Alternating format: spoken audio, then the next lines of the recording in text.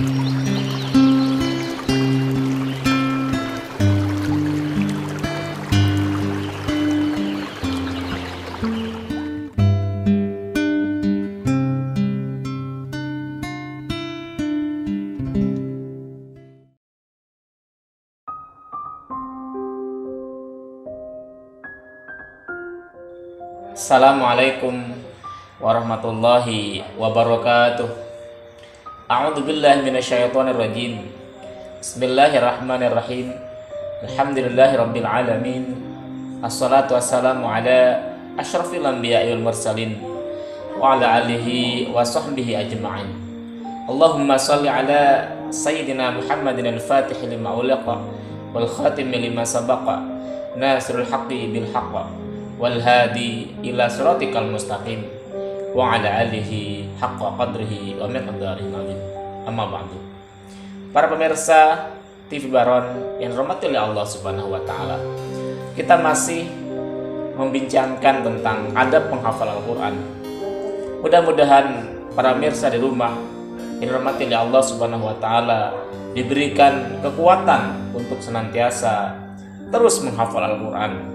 Dan juga semoga anak-anak kita menjadi para penghafal Al-Quran yang diridhai oleh Allah Subhanahu wa taala. Tetapi juga tidak kalah pentingnya para pemirsa yang dirahmati oleh Allah Subhanahu wa taala, mari hiasi diri kita para penghafal Al-Quran dengan adab-adab yang baik. Kesempatan kali ini kita akan membincangkan adab penghafal Al-Quran yang ke-9 adalah bersikap sopan. Kalau yang ke-8 adalah adab penghafal Al-Quran adalah menghormati guru. Nah, adab ke-9 ini adalah bersikap sopan. Para hadirin dirahmati Allah Subhanahu wa taala, saat kita menemui guru kita, saat kita silaturahmi kepada guru kita, maka seorang penuntut ilmu harus berperangai sempurna dan mengindahkan sifat-sifat seorang penuntut ilmu seperti bersuci, kemudian bersiwak, atau kalau sekarang itu bisa juga dengan bersikat gigi gitu ya. Kemudian mengosongkan hati dan segala hal yang dapat mengganggu pikiran kita. Kemudian tidak masuk tanpa minta izin terlebih dahulu. Para hadirin dirahmati Allah Subhanahu wa taala, ketika kita bertamu kepada para guru kita, tentu kita harus senantiasa minta izin terlebih dahulu, jangan tiba-tiba langsung masuk.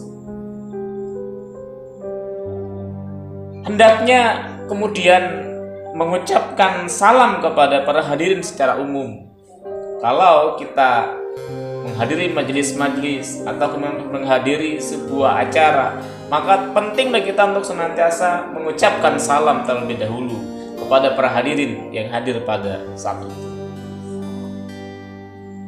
Kemudian mengucapkan salam secara khusus kepada guru kita, karena kita berharap guru kita senantiasa dalam ridha Allah Subhanahu wa taala, senantiasa diberkahi oleh Allah Subhanahu wa taala, dan mudah-mudahan kita terus mendapatkan ilmu bermanfaat. Ketika hendak pulang, ucapkan salam kepada guru dan kepada yang lain. Dijadikan guru kita dalam keadaan banyak tamu atau banyak para hadirin, maka kita juga penting untuk berpamitan ya, mengucapkan salam kepada guru juga kepada yang lainnya.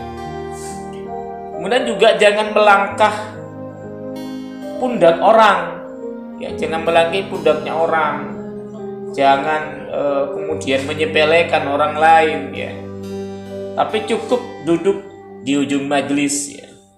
Jadi misalnya guru kita ada banyak para tamu, ya kita tidak usah melangkahi pundak orang.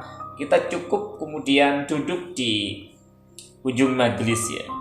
Kecuali jika guru kita itu mengizinkan untuk maju ke depan. Ketika misalnya dipersilahkan oleh guru kita, silakan Mas Taki ke depan misalnya, maka baru kita itu melangkah ke depan itu dengan sopan, dengan pamit kepada para hadirin yang di kanan kiri kita.